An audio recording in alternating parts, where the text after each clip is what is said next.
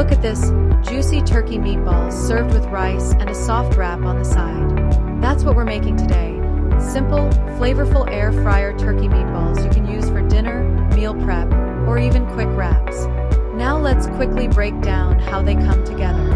Start with ground turkey in a bowl. Add garlic, parsley, egg, breadcrumbs, salt, and pepper. Then mix everything just until it comes together.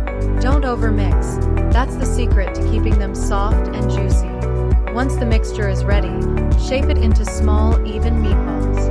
Preheat your air fryer to 190 degrees Celsius or 375 degrees Fahrenheit so they cook evenly from the start.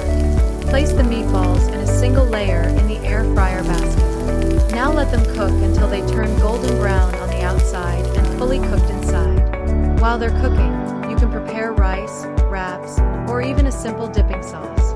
Once done, let them rest for a minute so all those juices settle inside. And just look at them. Crispy outside, soft and juicy inside. You can serve them with rice like this, or wrap them up for a quick meal on the go. Either way, they're packed with protein, full of flavor, and super easy to make. This is exactly the kind of meal your air fryer does best. Fast, simple, and really satisfying.